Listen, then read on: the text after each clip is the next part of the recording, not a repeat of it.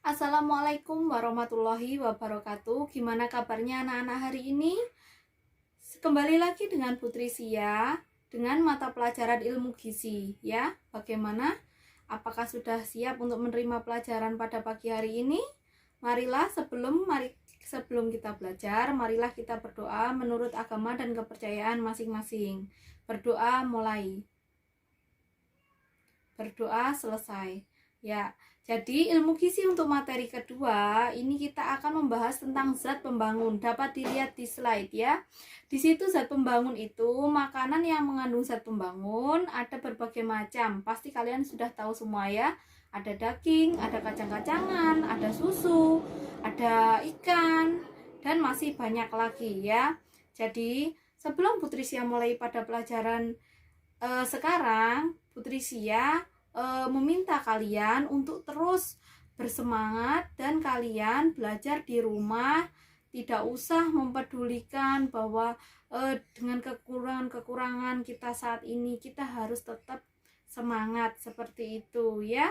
Kalian dalam belajar di rumah, usahakan selalu mencatat apa yang kalian butuhkan atau pertanyaan apa saja yang dapat kalian ajukan ke guru kalian. Seperti itu ya. Langsung saja kita masuk ke materi ya. Materi zat pembangun ya. Sebelumnya zat gizi mana yang merupakan sumber protein? Mulai dari kacang hijau. Kalian bisa checklist ya. Checklist dari HP kalian sendiri atau dari gadget kalian ya. Seperti ini. Ini di sini ada berbagai macam makanan yang mengandung sumber protein, mulai dari kacang hijau, kelapa, telur. Nah, itu kalian pilih mana yang merupakan protein. Putri Sia yakin kalian sudah paham semua. Nah, ini pengertian dari protein. Protein itu apa? Bahan organik yang terdiri dari asam amino yang merupakan bahan utama untuk pembentuk sel atau inti sel. Jadi protein sangat penting bagi tubuh kita ya.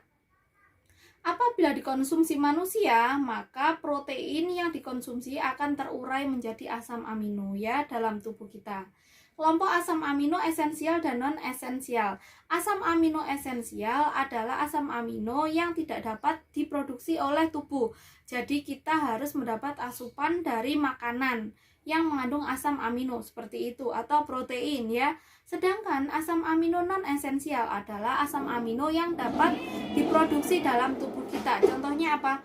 Glisin, tirosin itu dapat diproduksi oleh tubuh kita. Asam aspartat, asam glutamat, nah itu diproduksi di dalam tubuh kita. Sedangkan untuk yang esensial itu harus didapatkan dari makanan. Fungsi protein ada sumber panas dan sumber energi ya. Seperti kalau kalian memakan makanan yang mengandung protein itu untuk pertumbuhan juga, untuk pemeliharaan, untuk menjaga keseimbangan asam dan basa ya. Membentuk jaringan serat dan membentuk plasma dan antibodi. Jadi protein sangat kita perlukan untuk tubuh dan konsumsi protein harus seimbang seperti itu. Jenis protein itu ada 3 macam berdasarkan kimiawi, berdasarkan bentuk, berdasarkan jenis dan asam amino. Berdasarkan kimiawi yaitu urai atau rangkap ya, itu adalah rangkaiannya. Sedangkan bentuk, asam amino mempunyai berbagai macam bentuk ya dari rangkaiannya tersebut. Jenis protein berdasarkan kimiawi dibagi 3 ya. Berdasarkan kimiawi ada yang protein sederhana, protein bersenyawa, turunan atau derivat dari protein. Protein sederhana adalah dari molekulnya tadi ya, dia tidak banyak rangkaian seperti itu. Jenis protein berdasarkan bentuk. Ada protein serabut, ada protein globular, ada protein konjugasi ya. Bentuknya ada yang serabut seperti akar serabut, sedangkan globular dia agak bulat ya. Protein konjugasi juga bentuknya konjugasi seperti itu ya. Jadi jenis protein berdasarkan jenis dan asam amino ya. Ada protein sempurna, ada protein setengah sempurna, dan protein tidak sempurna. Kalau protein sempurna itu dapat menunjang pertumbuhan dan mengganti sel-sel tubuh.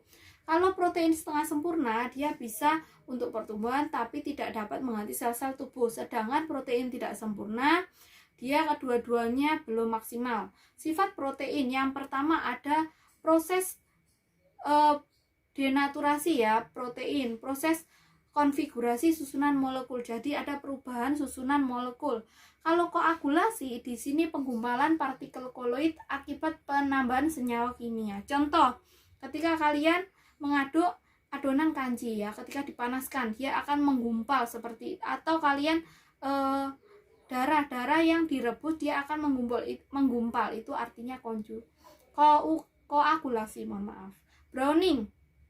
Browning sangat sering ya kita temui. Contohnya ketika kalian merebus gula dan itu airnya cuma sedikit, dia akan mengalami browning atau pencoklatan seperti itu ya. Jadi dia ada aroma karamel, biasanya itu yang disebut browning atau perubahan warna.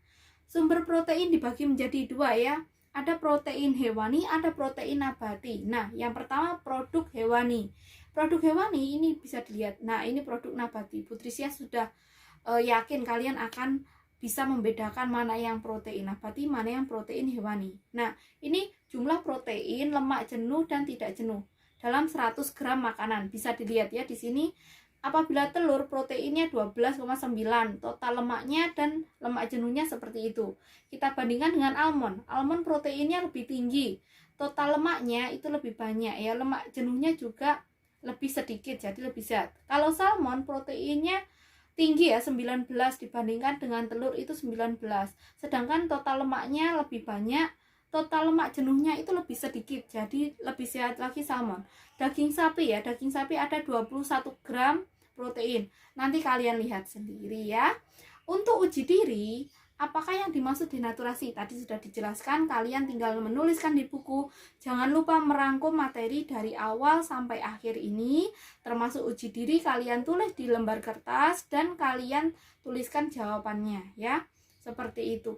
Efek kekurangan ini untuk pertemuan minggu depan ya. Jadi akan Putrisya skip dulu sampai di sini. Apabila ada salah-salah kata, Putrisya mohon maaf. Wabillahi taufiq wal hidayah. Wassalamualaikum warahmatullahi wabarakatuh.